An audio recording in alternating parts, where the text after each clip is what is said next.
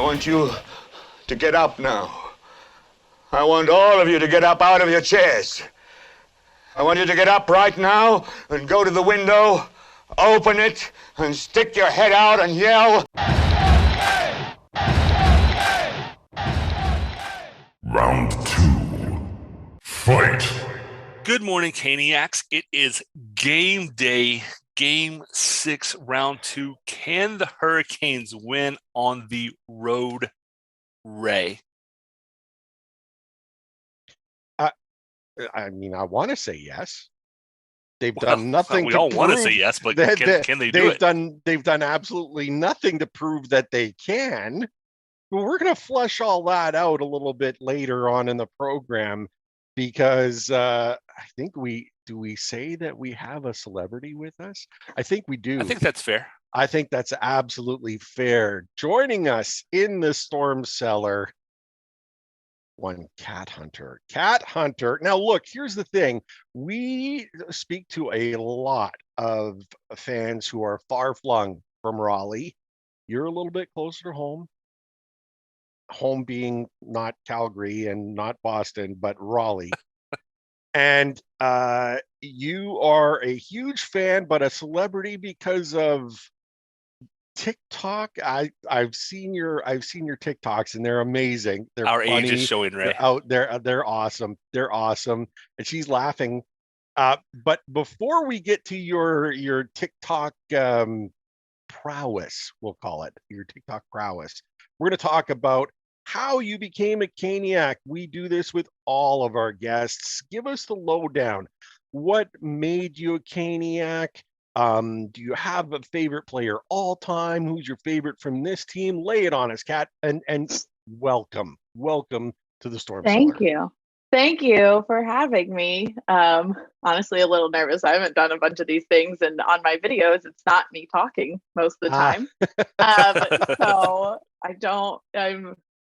I might ramble. But yeah, so my family has just always kind of been Caniacs. I don't remember the first time like I really was a Caniac. I remember the dark years. I remember when we won in 2006. I remember all of that, but I don't remember when it like really started. We just always went to games. My parents are from Charlotte. They would talk about going to Checkers games all the time. Now we're the Wolves, but they would talk about that. And we just always, like, when we were here and, tickets were cheaper, we would always go. They'd be like, you want to go? And so I remember that. One of my main experiences is my older sister worked for Red Hat a couple of years ago, and we got a box. And that I was like, I didn't know what to do. I was like, it's on TV and it's out there. What is this experience? Because I was so used to being like, so like not that nice, like maybe on TV or somewhere. So but yeah, favorite. So all of my favorite players, I love them all. But everyone that I've like been drawn to have been our defense and our goalies. My first uniform was Ward. I have a strong love for Cam Ward. And I feel bad. I judge some of our other goalies coming in against him a lot. But yeah, I don't know. I just always been a Canadian. It's just been such a fun team. Even the dark years, I don't know. It was like serious, but it wasn't like coming from like an area where like it's so intense basketball energy. It wasn't so serious that it was like a turnoff. So it was like, okay, I can get to know this sport, get to be into it. And it was welcoming. Everyone's kind of feeling it out. And now everyone's a lot more into hockey. I'm not saying I'm going to a Hurricanes game and I get people asking if it's Miami or things like that. Yeah, it was just such a welcoming Southern atmosphere in a sport that we had no idea what it was. But my dad was kind of the main influence though for a while, because he would talk about the Checkers. He talked about the Whalers all the time. My grandfather was a photojournalist, and he would go cover hockey games. And my dad has memories of, and that was before they had the glass around the rinks. My dad has a memory of leaning on it, watching the players. Someone shot a puck, and my dad says it hit right under where he was, and my grandfather thought he was dead. He was like, "Oh my gosh!" Oh, And my man. dad was like, "Oh, fine," but like, I mean, think about how It was Jarvis just right got hit in the face. there. Good. But he was kind of prepared. My dad would not have been. Oh, So wow. he has all these Wow, memories that's- of it. So yeah.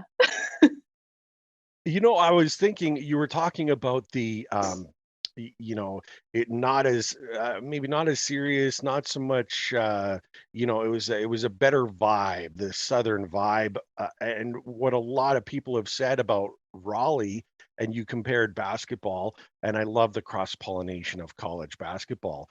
But of course in the triangle, there's three huge teams, and none of the fans like any of the other opposing fans, and there's a lot of heat and intensity and so forth, but the Hurricanes brought them kind of all together, so you can kind of see that that's been well documented, how they can all had one thing to hold on to, and they can look past, you know, the fact that they're cheering for Duke. Sorry, that's just a gut reaction that happens instantly when Yeah. I hear that. Yeah. Yeah, it's amazing. I love it that you were a part of that. I mean, you're bringing in Carolina and Duke fans into NC State's campus, and it's not for Yeah, basketball or anything. And I mean, they obviously they boo whenever we have guests that are for sure. those colleges. But it's just, yeah, it's so interesting them all coming in together. I don't know. It's a little that's different like vibe. the sibling kind of booze though. That it's not. There's no real animosity there. It's Yeah, booing. True. You know, it's booing from familiarity, right? it's not True. Red Sox, Yankees, or Calgary, Edmonton, which we'll No, get to. our booze for the Bruins and the Rangers are different than our homegrown booze for our other rivals. No question. Because No someone in our question. family, someone in our best friends, neighbors, someone goes there. So like you can't really, it's not that animosity. Yeah, yeah. You know, I It's was just just something thinking, that you Ray. want to. Yeah, Just real quick, Kat might be the first guest we've had on who has grew up always throughout. I'm trying to think of, because most of our guests have been people who became hockey fans later on, and I'm trying to think if anybody else was like, oh yeah, like I don't remember becoming a Canes fan because I was always a Canes fan. I think Kat might be the first like homegrown from, you know, right from from right from like I Raleigh. don't know Yeah, when I started going because it was that long ago. Because most, I mean, which is not unusual for a new team in a southern market, right? A newer team. Although honestly, the Hurricanes have been in Raleigh, I think, only a year or so less than they were in Hartford. yeah. So it's not like, you know, they were the Whale forever and now they're the Hurricanes. It's been a long time. But I that just struck me that we've had a lot of people who were hockey fans who became Caniacs. Right. She might be our first like homegrown Caniac guest. And love her to death, especially with her contributions for TikTok. I got to tell you, we're gonna jump right into this. The one that I saw yesterday, I just howled. I absolutely howled. I loved everything about it. Kat, for us older people who don't understand I the prefer distinguished. distinguished. Oh, yeah, distinguished. Yeah, forget you can edit that out for me, Brad. The distinguished folks like us, of course he's not going to edit it out. TikTok, Yeah. your contributions for TikTok. How did I mean that's what makes you a great Caniac, and not a I mean you're a jerk just like us too, but more Caniac, you know what I'm saying? Like when you can go out there and say, look, I'm going to do these magnificent TikToks performances, and you put yourself out there. That's what I really love. Like that's enthusiasm from a true Caniac fan. What made you jump into that? So it actually started, there's, I don't know if you guys are familiar with the group Fours for Scores. So they did a thing where you pick a player, if they score, you post a video of you drinking whatever. I mean, obviously it's hockey, so it's probably beer or something. Yeah. But so I was like, oh, that looks like fun. And of course, that when it first started, it was just like a normal video of like just chugging. And I would pick, obviously, I had Brett Pesce and I had, not rest in peace, but now he's with the Penguins, Brock McGinn. And yeah, so those were my guys. And I think the first time I did one, and then the second time I did it, I was literally like driving home to watch the game with my parents. And I was like, oh, like technically I'm behind. And so I think I posted something like, sorry, I just watched the goal. Here's mine. And they're like, better late than never. So it was just something fun to be a part of. Right. And then when I was doing them, I was like, I was watching TikTok. I didn't have a TikTok then. I was just watching like Instagram. They had the videos, and I was like, this would be fun. Like, it's something I can do to like make a fun video and just like spoof it up a little bit. So I did that for a while, and then I eventually got a TikTok. But it was mostly just fun transition videos just for me because I was a communications major in college. So it was just like I always want to be aware and like on top of like new social media platforms because that's something that I will need in my professional career. Even though I'm a millennial. So TikTok I'm technically distinguished a little bit on there as well. But yeah, so then I went from those like just the fun transitions to I would see some funny sounds on TikTok. And there are some people, there's some other really good content creators, some female sports fans that do really funny. They just use the sounds to kind of like put it into something that has to do with the game and it's so relatable. Like you make it more general about hockey in general, or you can make it about your team. And so it was just like a fun way to connect. And it's actually kind of funny because like Kane's Twitter and you guys and everything, like everyone sees those. My friends, where I live, most of my friends are actually not hockey fans.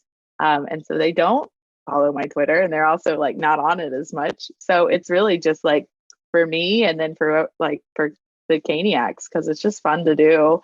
And it's a way to like, I don't know, slowly promote myself. Like, hey, Canes, hire me for something, please. But yes, 100%. And you know what? I'm going to give you that opportunity right now. Let's lay it all out for us. Where can people find you? Promote yourself. This is great. Let's do it right now. Before we even get in, normally we save that for the end.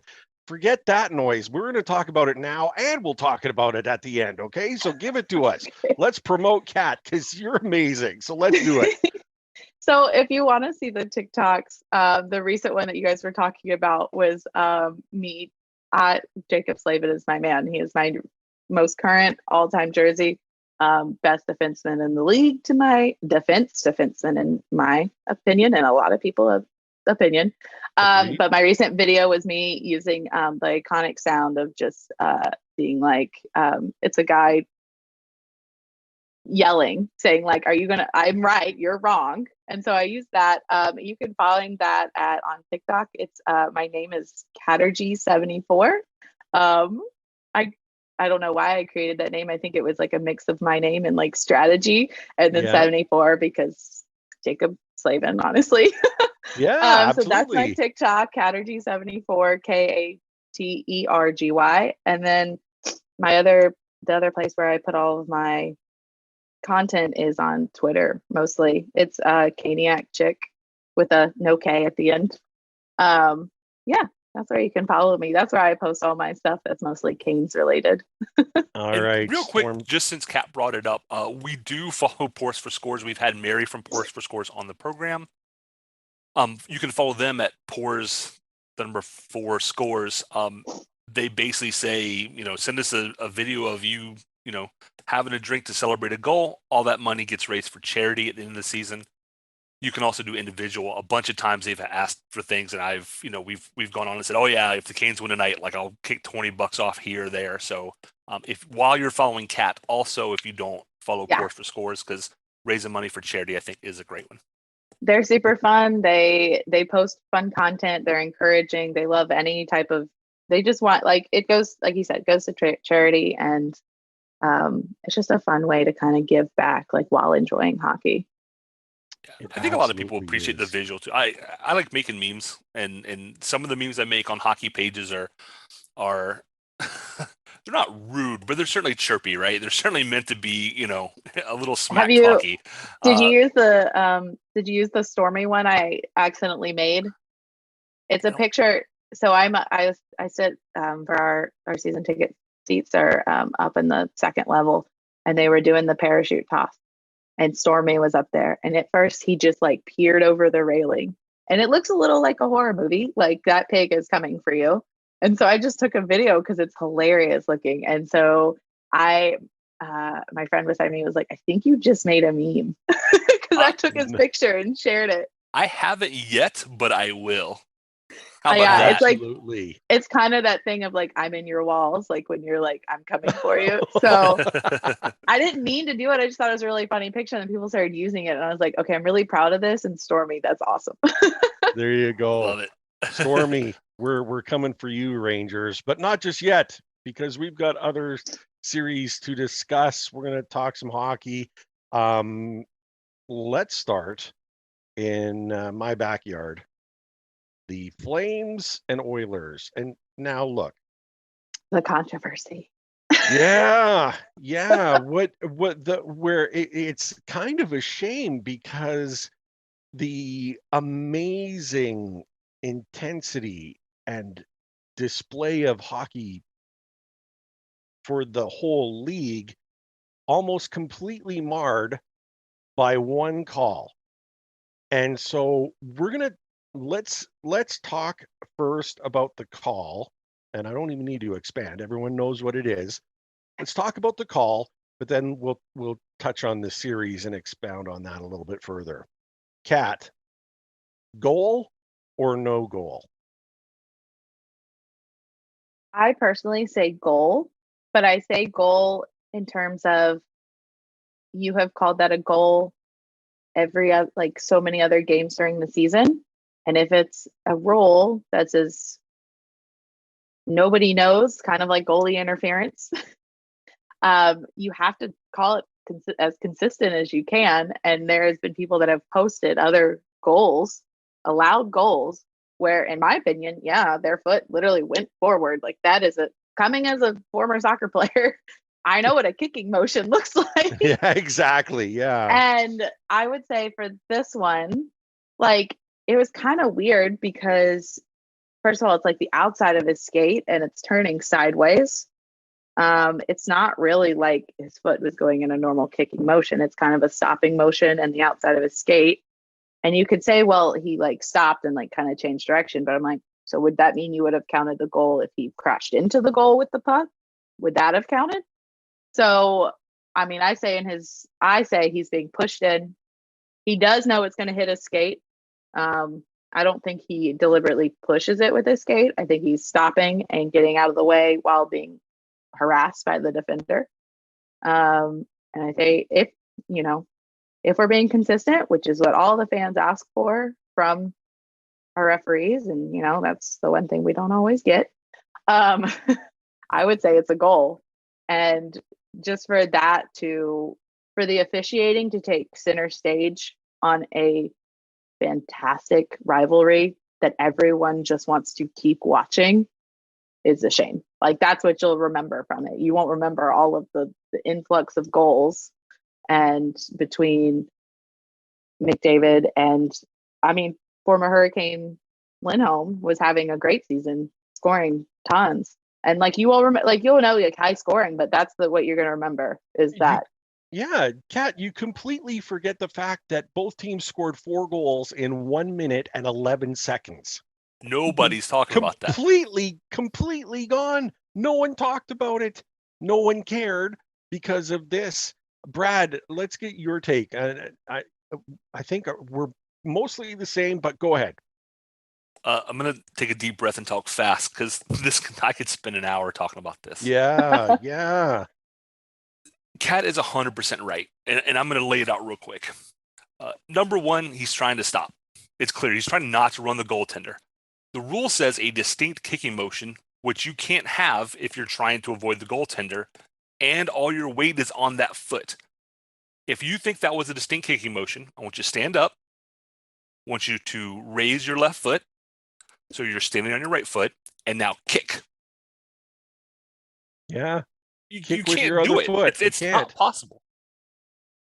The other part of that is, as Kat mentioned, on Twitter, I posted 2. I think I found 6 or 7 from this season alone of goals that were allowed that had what I would call actual distinct kicking motion, the foot going back and then forward, and they were called good goals.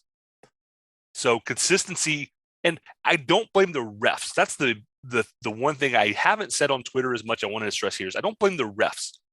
On the ice, They called it a goal. They called it a goal. That means there has to be indisputable evidence to overturn it.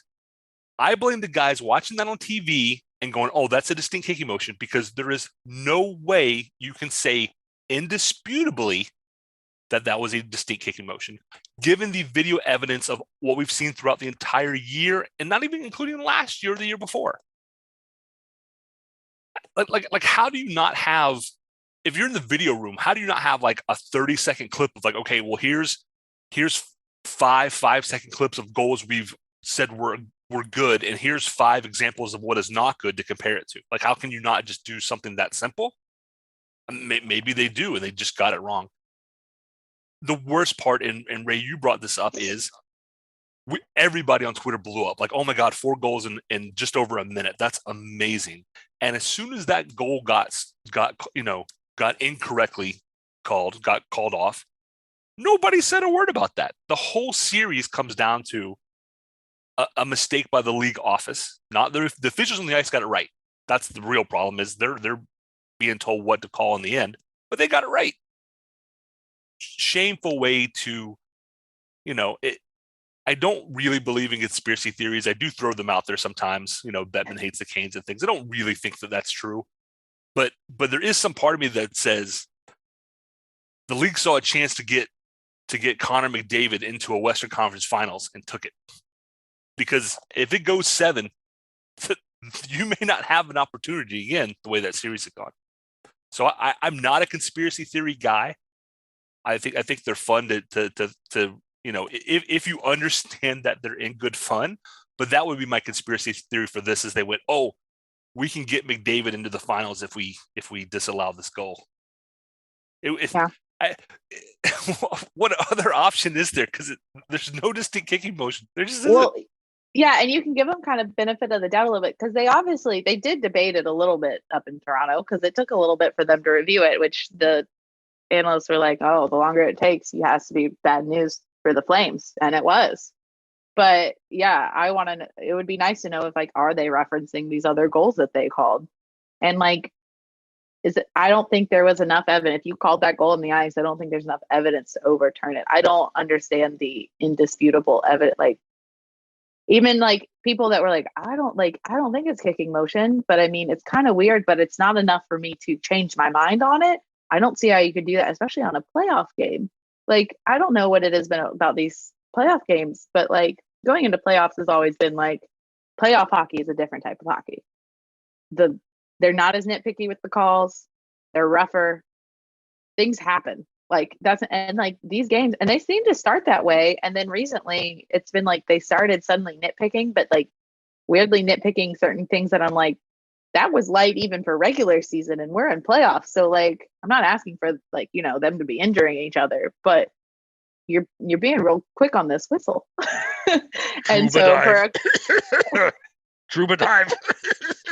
I mean, it was fitting. Clint Dempsey was in the building at that time, so he just wanted to show off for a Career change. former soccer superstar.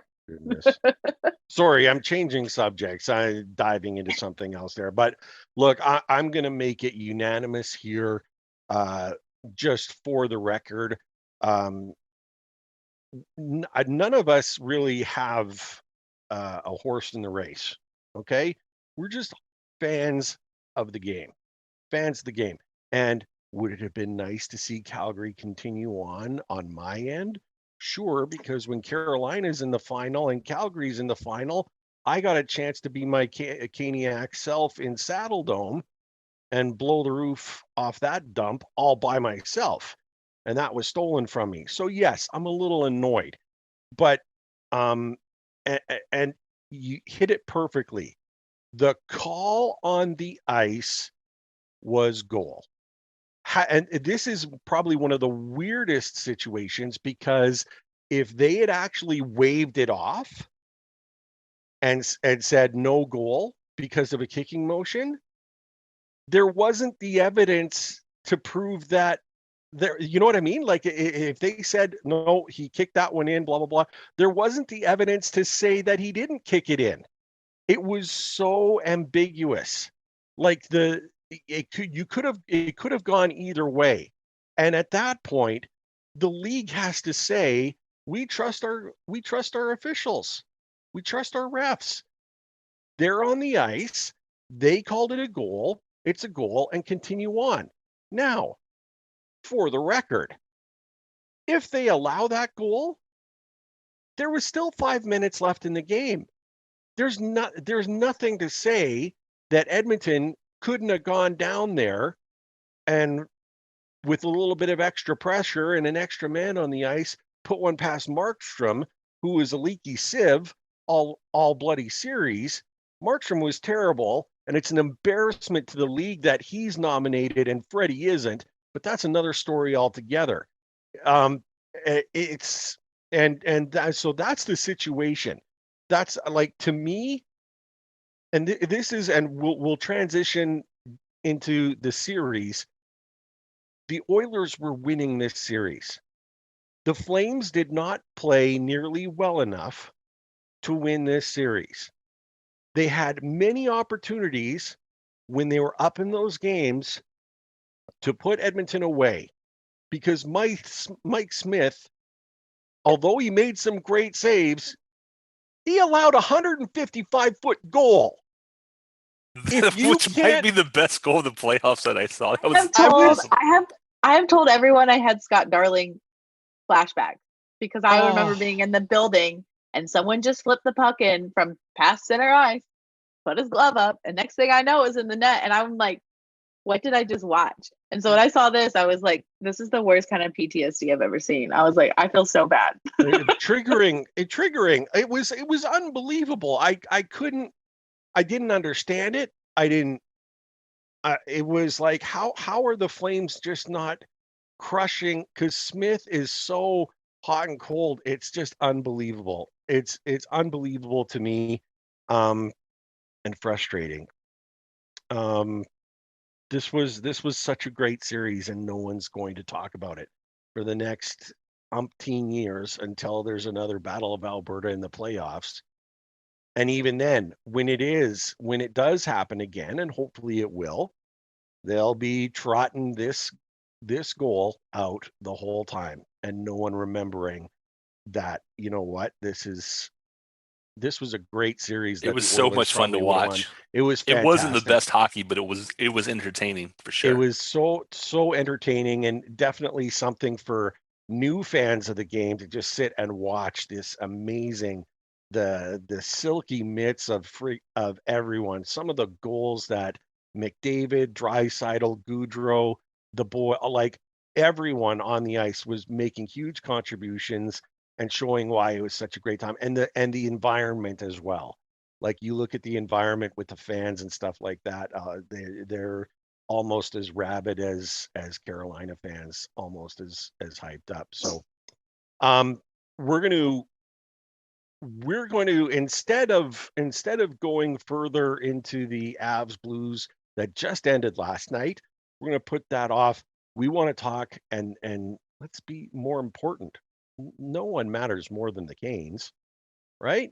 I mean, that's just the situation. So it's the Canes and the Rangers, the Hurricanes, who are now the record holder for playing in the most straight. It's a streak of 12 games now, where playoff games that they're involved in, the home team wins. It's never happened before. Strictly homer. And Kat, yes or no? Can the Canes win on the road? It's such a weird question, because Isn't we it? had such long streaks this season of road games that we dominated. I meant to look up the record. Brad's our numbers guy, so Brad's going to look up the record Okay. for us while you continue on, because It's the away. Like, I mean, we didn't get to near the top of the league by not winning a game on the road. I think our biggest streak was maybe like we lost maybe 3 games in a row. And of course, some of those are away, but like we had a long traveling streak and we were winning all of them. So I don't know suddenly what this mentality is. And like, yes, I mean, it started with the Bruins. And to be fair, like I can understand some of the line change because the Staal line shut them down and then we didn't have last change. That's fine. Mm-hmm. I understand that for 1 game. You readjust because we beat the Bruins at their home turf this season. And didn't just beat them down, crushed them. And so I don't know how it has translated from the Bruins to the Rangers. Like, I mean, I want to take credit that I am helping them win when they are here. Of course, but like realistically, I'm like, okay, but it can't be me. It can't be us. Like, because even players have said, like, we hear the fans, and obviously for different times when you're like consistently hemming them into the offensive zone, like that's great. We get more riled up, you get encouragement, all of that. But like they have said before, like when we hear fans, even if it's not in our, like we just play for the noise. We just, once we're on our ice, we play, we zone out, we're on it. And I'm like, okay, that's great. Right now, you're not proving that to me. Right now, you're saying like you're playing like it's crickets, and like they haven't even been playing. Like I thought the first Rangers game away, they played pretty well. It wasn't great still, but they played pretty well. The score doesn't reflect it. Towards the end, when there's like empty nets and all that stuff, it never reflects how close the game is. And it's just weird. I don't know how we have this mentality of we can play our game at home ice.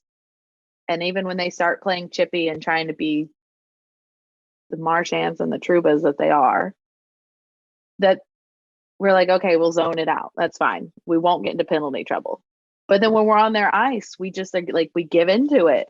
And like, I'm over here, and again, you're not saying there's any bias or anything, but I'm like, that's the time you don't give into it, because they are going to, it feels like you're going to get the home ice refs, the home ice calling, like you're going to have the fans. That's the time you don't give into it. So, and even some, I'm like, you're going to get those weird 50-50 calls where like, maybe, yeah, Svetch got sent to the penalty box. Okay, that's fine. The guy that he was tussling with should have also got put to the penalty box. So you get that weird call of just Svetch goes. That you can't do anything about that because that wasn't even started by us. But there are some where we do some dumb penalties, or we just give in to them kind of getting under our skin, that is just driving me crazy. And I swear I don't want to see us get another instigator penalty. I don't understand how we're the only team that seems to get those after a while, but yeah. I mean, I want them to win. I think they can win. They have shown that they can. So honestly, today I'm going in just like I did last home game for the power play, which we scored on. I'm like, I'm going in with no expectations. I'm just going to watch and see what you guys do. And you seem to do well when I do that. So no expectations on my part. Smart. Brad came through for us 25, 12, and 4 on the road. So almost double the number of wins over losses. And that tells you everything that you need to know. This is, of course, a great team. This is a team that, of course, can win on the road. But Brad, what's the key? What's the key going to be here?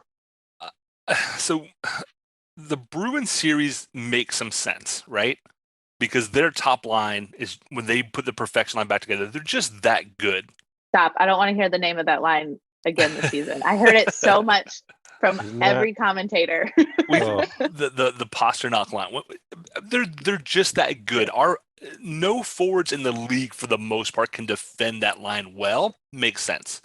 New York's top line is very good, with Zibanejad and those guys, but it's a different animal. I'm looking at just the road numbers right now. As you said, 25, 12, and 4 on the road, 54 points. That's no slouch. That's almost half of the points we earned for the season on the road. Plus 29 goal differential. Power play percentage of 19.6. So all that looks great, right? Then I come to the penalty kill on the road. which isn't bad. I mean, we finished it around 88 and change, just short of that magic number 90. 90, yeah. 84% PK on the road, 84.1, which isn't bad by any stretch of the imagination. But going back to what Kat said about dumb penalties, where are these teams, getting bias? One is on the PK, right? The Rangers lit one up, last game on the power play. So that's one. I think Raanta's been fantastic. I'll have to pull his numbers here in just a second, because even if Andersen is able to come back, I mean, there's been all that talk, but Raanta's got a .931 save percentage and under 2 goals against. He's got a 199. So What more that's do you as want? good as we would expect from Freddie. Freddie can play better than that. So I get that argument, but like those are miraculous saves. Like these ones that are getting past him, I don't blame Raanta for them. The only person exceptionally better than Raanta is Vasilevsky, who had like a .989 save percentage because Florida can't put the puck in the net. That's as much on Florida as anybody, right? No question. Yeah. I think the Canes can win today. I'm wearing my new Storm Cellar shirt. It looks First of great, its kind. by the way. Thank you. I appreciate Sharp. that. I need a better model, but yes. You can own one too, by the way, and we'll have those opportunities for you to purchase later in the program. Sure. The big thing for me today is stay out of the box. That second line needed to get moving, and they got moving. Marty Natchez, who I have been fairly, I think, critical of for 5 or 6 months now. You've eviscerated him very fairly. Nothing I have said about the man, I think, is over the top or disingenuous. At least I have been a critic, but I think I've given him what I would expect out of any third-year kid, right? Second-year kid. He's at least looks like, okay, somebody has talked to him because he's shooting the puck. Yes. And he rimmed at least 1 off the pipe, and I think he might have rimmed 2 off the pipe. That's fine. I don't need He's being him. smarter with his passes. Yeah. He is. I don't need him to score for me to say he had a good game last game. I don't need points on the board the way that I say Andre and Aho need points on the board. What I need is Natchez to not pass up every single shooting opportunity that comes his way because he's scared to death. And we saw the beginning of that. Alex on Twitter said, I thought he had a good game. I said, I don't know if I'd call it a good game, but it was a much better game. If he does it again, I would say, okay, now we're back to what we need, because the pucks will start to go, right? Hockey is such a confidence thing. But to get Trocheck and Svechnikov going is huge. Aho is, we won't talk about the New England Whalers, who actually have somebody who has 54 points in the playoffs. But other than the New England Whalers, between Hartford and Carolina, Aho is now your points leader. Like, he's not somebody I'm worried about because he ran 2 off the post, right? Oh.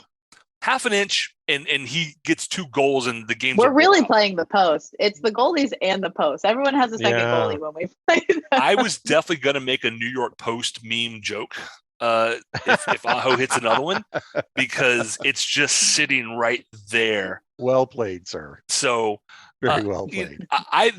Look, can the Canes run the road? They can. Is it a confidence thing? I think it really is at this point. I think at this point it's a little in their heads after that Boston series. Well, you see, if we get scored on first, and if it comes from on a penalty, if it comes from that, you can see their heads drop a little bit. You can see we'll be playing great, and you can see if we get scored on first, or for something happens, you can just see their demeanor shift a little bit. Where I'm like, when you're playing at home, you immediately get more fired up. So I don't understand the drop. So I think it is a little the mentality from the Bruins series. But it's also it's interesting because it's affecting everyone. Like, I don't see, Staal, Slavin, like, I don't see them necessarily drop their heads. But, like, if Jarvis, who is the youngest player and the rookie, is still pushing it no matter what, and isn't really dropping his heads, but some of the people like Aho and Svech and Trout, like, they're kind of going down a little bit in their play. I'm like, why is that affecting you who've been here before? And Jarvis is like, no, it's fine. We still got it. We weren't doing anything wrong. This kid is sacrificing every single limb he has. and Face. his teeth.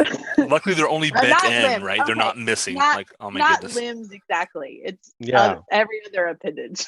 I will say this. My key to the game, I'll give you one. If the Canes forecheck is smothering like it was last game, the Canes will win this game pulling away.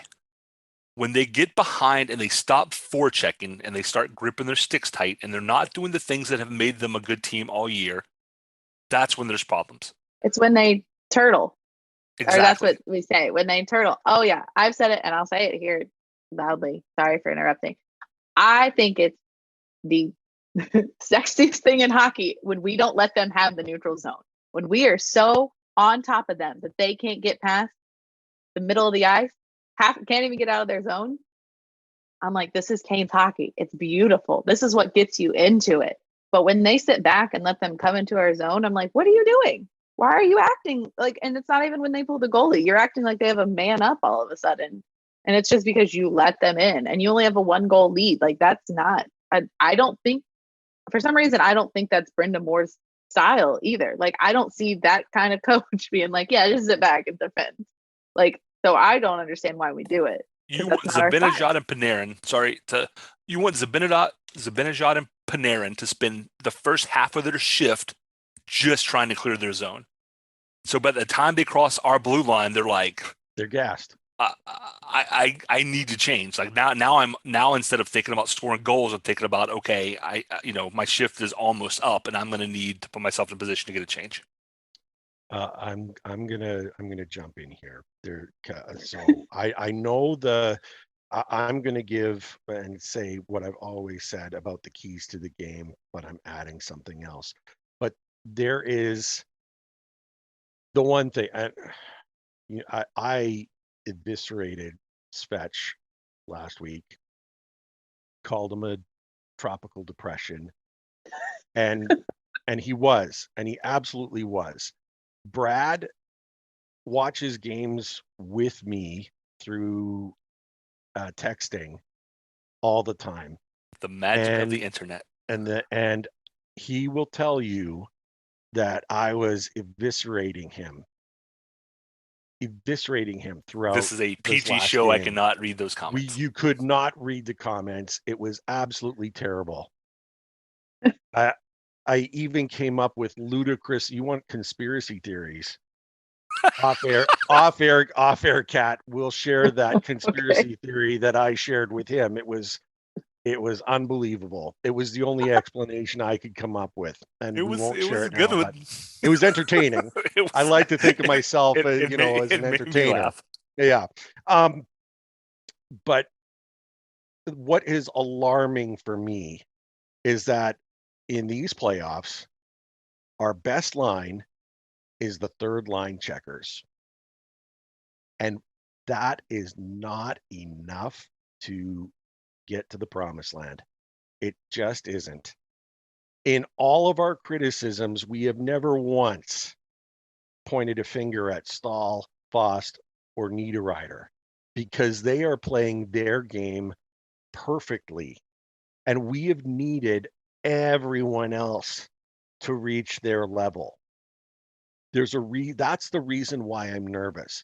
I'm nervous because our best line is our third line right now.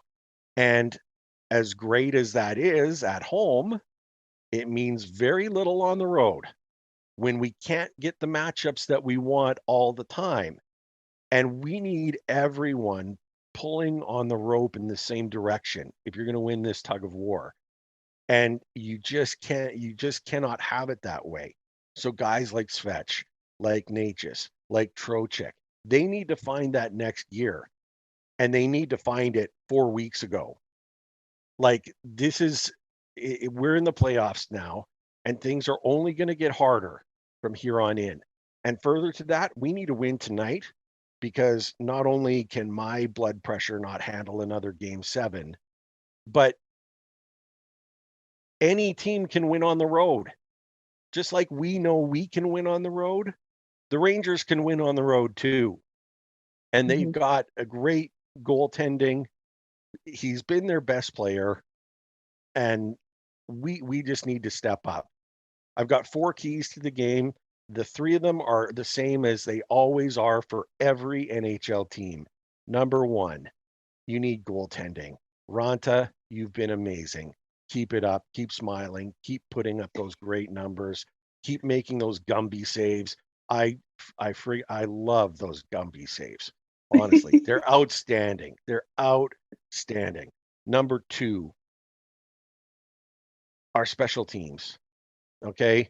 Number 1, thank you very much, Turbo, for the power play goal. Finally, you proved that we could actually get one. How about we do it again tonight? They made Shesterkin move, and that helps. It was That Who would have totally thought? does. Who it would was have that thought it, beautiful right? pass from Jarvis, and we Yes. started putting Jarvis on the power play, and Man, I he love was like, Jarvis. "That kid zooms." Like he's like, "Yeah, let's move." All right. He's great. He's absolutely great. And the penalty kill, you got to tighten up a little bit. I'd like to see more zeros instead of those 1 goals or whatever. We can't give the Rangers any breathing room. So let's tighten, let's lock that down. 3 is secondary scoring. We need Turbo. We need Trocheck. We need Spetch. We need, Domi. KK, where are you? You know what? He scored some big goals for the team that shall not be named in the playoffs. He's got an 8-year contract now. He can do that with us. You know what I mean? So let's get that done. And the 4th one, which I don't always say, but I'm saying now, is discipline. Discipline, guys. You know what? And Brad, I'll say it again, this program, we've got the best penalty kill in the league. Stop trying to prove it every damn night. Honestly, guys, look, Trouba, you diving swine, that was the most, that was terrible. For a guy that goes around cruising, looking to hurt people when he hits. That's what Trouba is. He doesn't hit to just take a guy out of the play. He wants to hurt them. And for him to flop like Neymar from Brazil, it was, sorry, I'm cross-pollinating my World Cup soccer. But it's fine. It was a soccer dive. It was the worst. Time. I mean, stop your dang flopping. This isn't the NBA. Okay, agree, but Cole is a veteran. Cole shouldn't buy into it. Exactly. I see maybe a hothead like Tony or Domi getting into something. Okay. And I yell at them when they do it. I don't like what Domi's been doing after these games, because it's like, dude, prove yourself on the ice before you do this. Like, come on. Yeah. Cole, obviously we know you can take this guy. Don't give an opportunity for the refs to just call you, especially after they just called Lawrence, who instigator call. I'm sorry. They literally talked that they were coming to hit Domi, and then they do it. You have to stand up for him. Yeah. And if they're going to call that, Colsey, you can't give them anything else to call. Like, come on, man. There it is. Yep. There it is. We've said everything we need to say. Kat, I know there's more to talk about, and we love to have you back, and we will have you back. I know you've got preparations to do. You've got to be on the go. So we're going to let you escape the storm cellar early, but please, we're begging you, come back. Keep up the outstanding work on TikTok.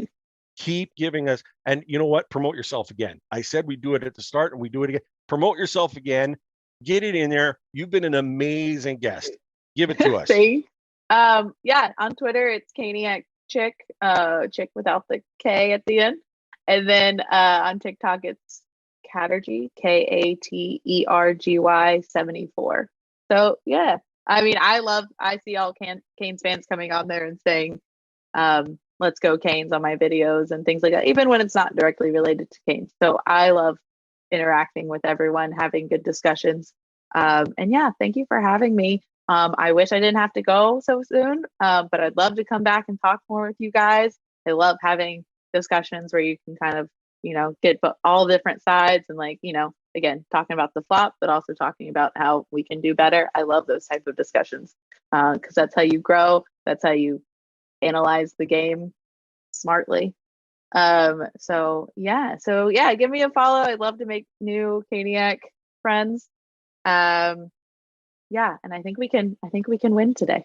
I think we can do it. I would love to end it. I would love for all the comments that I keep getting, like the Rangers are coming for you. I'd love to finally put those to bed and take on the new beast that is Tampa. Who's been sitting, I'm hoping more rusting than resting, if that makes sense. Yeah, and I hope getting out of this, I have no doubt that we're going to get out of this. Honestly, I think we're going to get out of it. I would love for it to be today. And then I hope that they realize that home ice advantage is not going to be enough to get past Tampa. You have to do it on the road and at home. So, but yeah, go Canes. If the Canes are listening, she would make a great brand ambassador. Just saying. No question. Real quick news before Kat has to leave us. Chip Alexander just posted a few minutes ago. Raanta and Andersen are manning the nets. That could mean Andersen's in, maybe his backup tonight. Awesome. Which would make me feel good inside, as long as Raanta's taking the lead. I've been pretty good about that. But Chip did say Raanta and Andersen are in the nets, it appears. I love the breaking news. We're doing this. Yeah. I always listen, all the news about Andersen coming back, I will always be a fan of it. I will put my foot down every time, though, and say this is Raanta's net until otherwise. You're not turning your back on this Gumby man. We need more Raanta smiles. Exactly. Awesome. Kat, thank you so much for joining us. Thanks, guys. So great. Let's go Canes. Go Canes. For everybody else, Ray, we still, I mean, we can still talk Rangers Hurricanes a little bit, and then we still got to talk a little bit about Blues Avs. Yeah. Game 6 aside, is there anything else about the series you'd like to wrap up with? Anything that's happened so far? Overall, I think the officiating hasn't been terrible. There's been a few calls. The Trouba call should have been a cross-check. An embellishment. Right?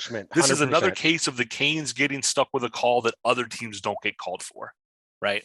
The Lawrence instigator, I kind of get it, because I am maybe one of the few people who are Canes fans who looked at that and said, was Trouba trying to line up Domi and go through him? Of course, that's what he does. When Domi started to fall, there's only so much Trouba can do at that point. Yeah. So do I think he hit him in the head some? I do. Do I think that he pulled up and didn't try and run him through once he saw Domi was actually falling? I think he's a dirty player. Don't get me wrong. I don't like him. I don't like defending him, but he didn't line Domi up knowing Domi was going to fall either. Right. To circle back real quick, my biggest thing so far in the series are the home games. The Hurricanes have really established that forecheck. They've kept New York pinned in, and they're gassing themselves trying to get across center ice. And they're not doing that on the road nearly as well, and I don't understand why. And what I've seen, and Kat touched on this, stealing my thunder a little bit, which was why she's such a great guest. The best, she saw it exactly the way I saw it, which was the best game that we had played by and large was game 3, and we lost it. Yeah. And there was really nothing that they were doing terribly wrong. They just couldn't get it done. And that's what's alarming. That's what's alarming, because they had maybe their best foot forward and not a lot of puck luck. A crossbar here, a good play there. I mean, that was just the way it worked out. Now, and again, I was unbearably vicious. I was very angry at our boys in game 5. Very angry. And I was at a point where I was only seeing the mistakes instead of necessarily noting the good things. I didn't realize that Natchez was actually doing and playing better until you pointed it out. You know what I mean? Like there's like, Natchez, hey, he's got another shot there. Like he's coming along, he's playing better. And you sit and think about it, and it was like, yeah, he actually was stepping up. Trocheck had jump in his step. It was great. Svechnikov again, and I buried him last episode. And literally on that break, and this is no joke, I was begging him to score. That is I know the difference between saying literal and not meaning, you know what I mean? I was literally begging him, please, Svech, I'm begging you, beat him. And he did. That's what I think that might have been the spark that he needed. I do too.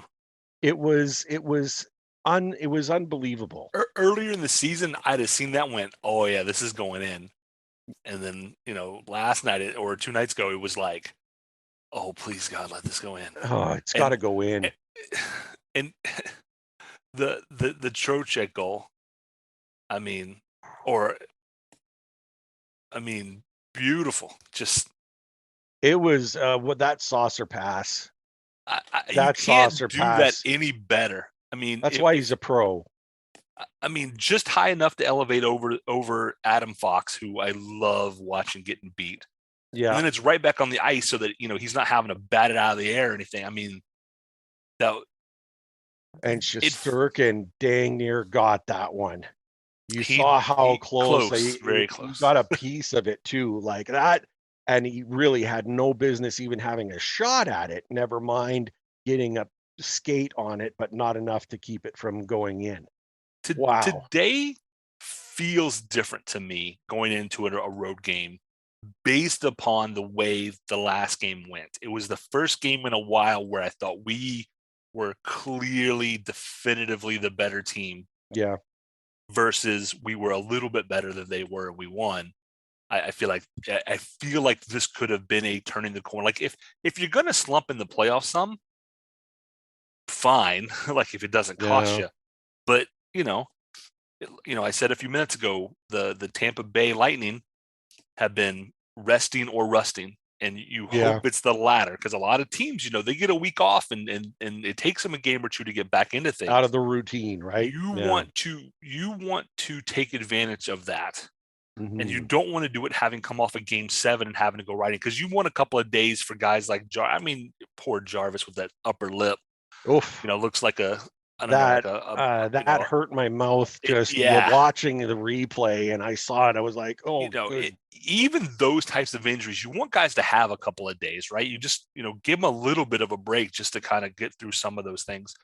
We had discussed off the air that, is maybe like does Fetch have like a shoulder injury or something? Because he's not putting his body into people the way he was. Yeah. And then last game, he's hitting, but it's I don't know if he's pulling up because of what he did on Lindholm or what, but it's not been the same. And then not scoring, I said those two things together could be a shoulder or an elbow or something along those lines. But I thought he looked a lot better that game, and that. Well, your theory about it being an injury over mine, infinitely more intelligent. Like my theory was pure, why is Fetch struggling? I almost embarrassed that I wrote it, but I thought it would be fun. Yeah. I needed the laugh. Are off the rail for I don't know that we want to share it, because it was very tinfoil hat. Like for an American, it made more sense, but for a Canadian, we hold you up to a higher standard than we hold ourselves. There you go. Yeah. Well, look, I think the boys can get it done today too. And you mentioned it was the turning point. I think that the turning point in the series was actually scoring a power play goal. I think that might be just enough to say, look, we can do it. We know we can do it. We did everything that we needed to do to get the success in the power play. So let's do it again. replicate, execute. That's what we need. If the Canes make it to the Eastern Conference Finals, particularly if they play well in those finals, not including Raanta being a goaltender, Yeah. is there any way that Jarvis maybe isn't your best player as a 20-year-old kid? Uh, Because Kat's 100% right. I see other guys whose games have fluctuated a little up and down. She kind of used like the hang in the heads, like, mhm. oh, now we're digging ourselves a pit. And maybe it's because he's just young enough to have that sense of invulnerability.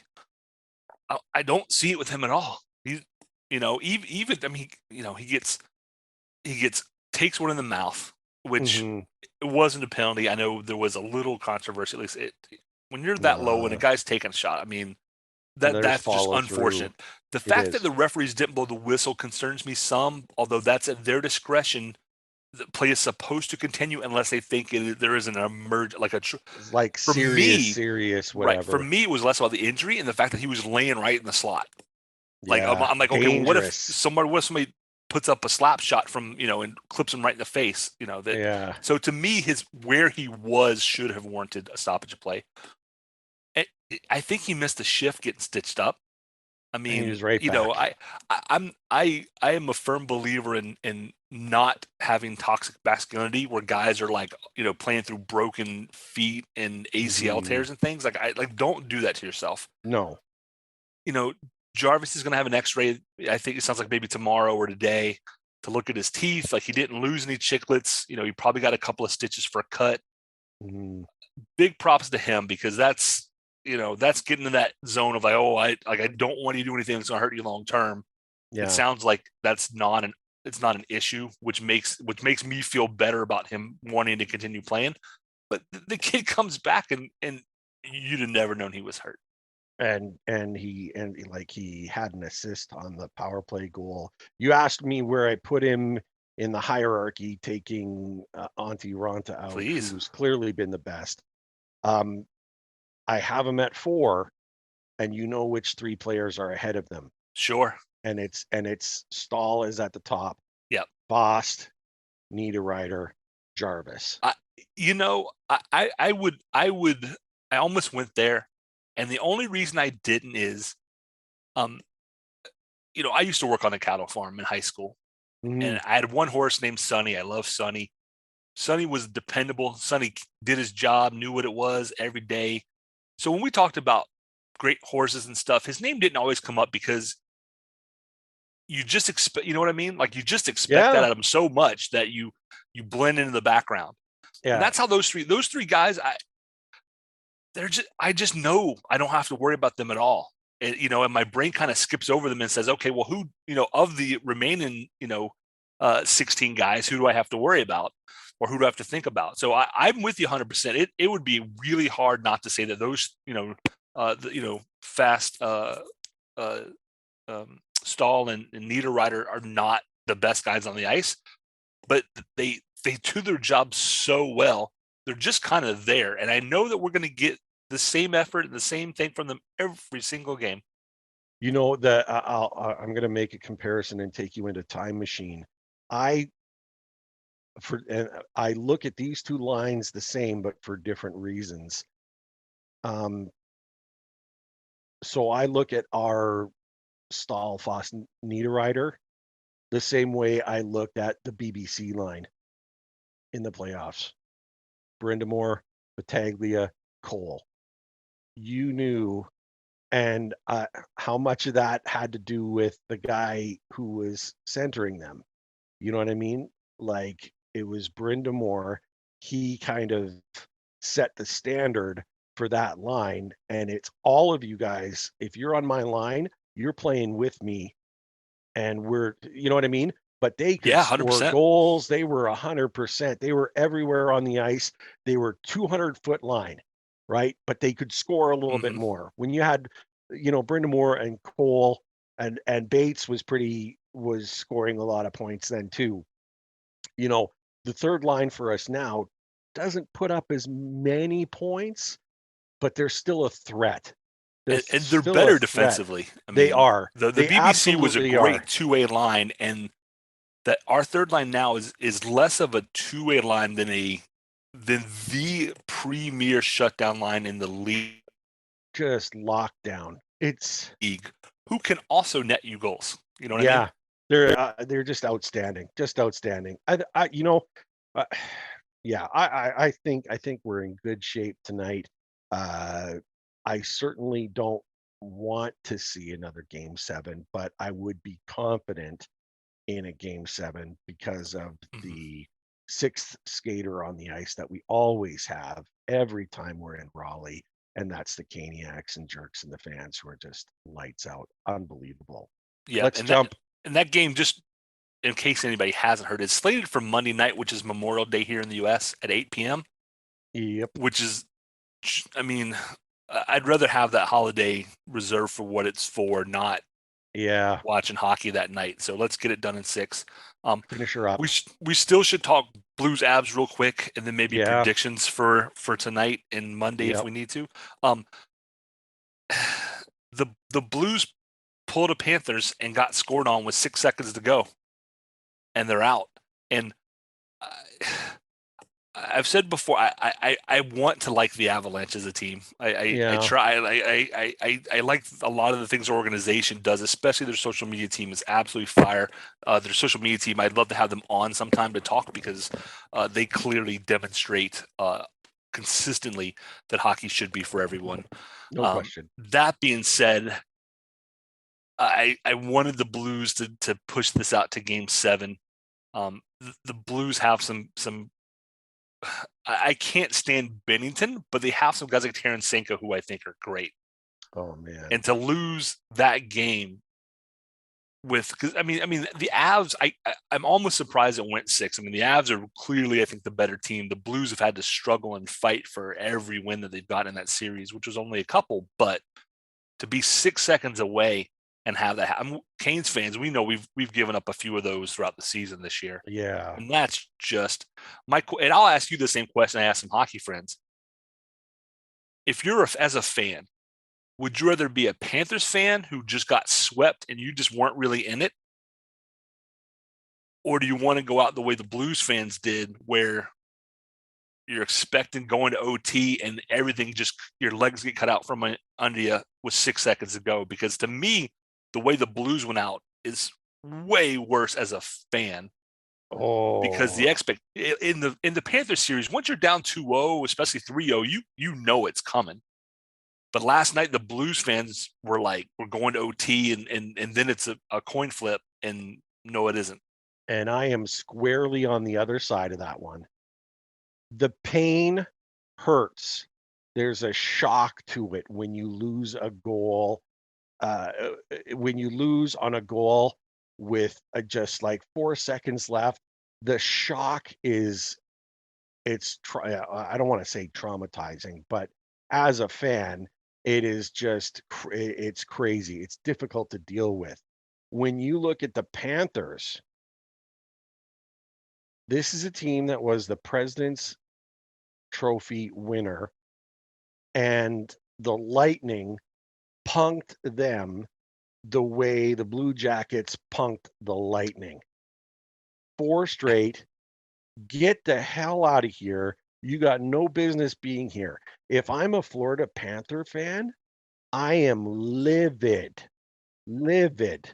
I look at St. Louis, who scratch and claw and fight for everything. That is what I want from my team. They didn't roll over. They took advantage of opportunities. They had big saves. They had it was great. They were a threat against a very, very strong team with their backup. Exactly. St. Louis, the fans, Blues fans, have nothing to be ashamed of. Nothing. They did everything that I would have wanted. Yep. It's the effort that I want. I could even handle a sweep so long as the effort is there. If I see my guys working hard and a Florida Panther fan might say, well, come on, Raymond, you don't think that the Panthers were working hard or whatever? Well, maybe, but I have a higher expectation of them, and there isn't the rumor that maybe after the night of game 3 they were out at a strip joint until 3 in the morning. And I mean, you like you said, Brad, when you're down 3-0, it's almost like it's over. But to me, I want all of my players saying, I don't I don't care if you're up 3-0. You have to win 4. And you're darn sure gonna have to come through me to get it, to get that Right. 4th win. Mhm. That's what I want. That's what I desire. We could have the worst team in the league. If they're giving me that, cliche 110%, I'll always stand by them. Always. And I got in defense of the Panthers, if the rumors are true, if not going didn't help in the first 3 games, maybe you gotta switch it up, Like Maybe maybe it's a pressure thing and they just were like, we just need to get it, just to get hockey off the brains for a few hours.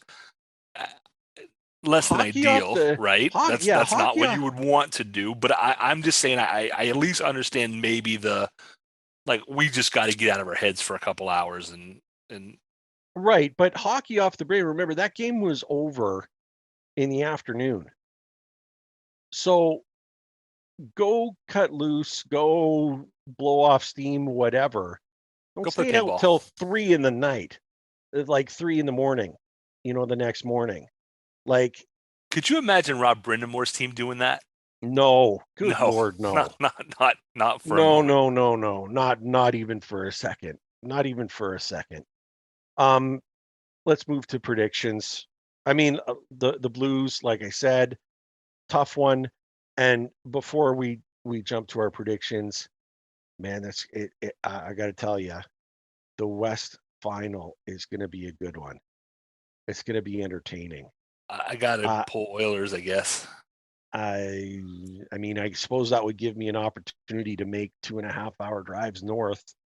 Um, it's the do we call it the Daddy Mac series? McDavid and McKinnon, the Daddy Mick series. Micmac. Micmac. It's unbelievable. This is going to be a great series. What is Colorado going to do with a team that has a lot of confidence now? Taking down Mm-hmm. Calgary, that is a big shot in the arm. Big shot in the arm. And the Avs, they got the monkey off their back, the gorilla. We can't get past the second round. We're into the third round, baby. Now they're playing. They're not playing with house money, but you know what I'm saying. Like Yeah. that is First time they've advanced to the Western Conference Finals since 2002. So that's crazy. So that there's relief, and with that relief will come more confidence.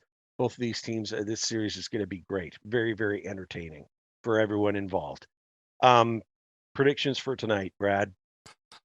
I If think the we're Hurricanes can do it.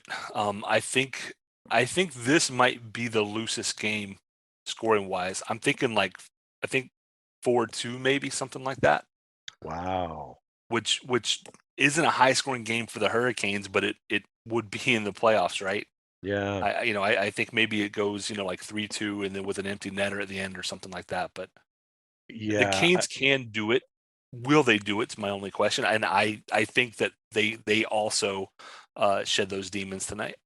I concur with you for the win.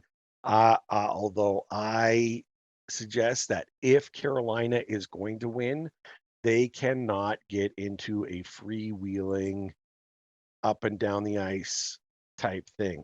They have to be smothering and forechecking. Sure, get 44 shots a night, put as many shots as you can a night, but do that Play because the you've last got the game puck in the there. same way. Yeah. Be in the offensive zone. Tilt the ice at Shesterkin. It's good. The puck will go in eventually. I mean, that's just Yep. the Keep their way it top is. line in their zone. Yeah. Wear them down, and then by the time you get to the third, try and get into the third with a lead, and then don't sit on your laurels and keep moving. Like, keep forechecking. That's the best way to keep the puck out of our net is to keep it in their zone. Even if you're not scoring, just keep it in their zone.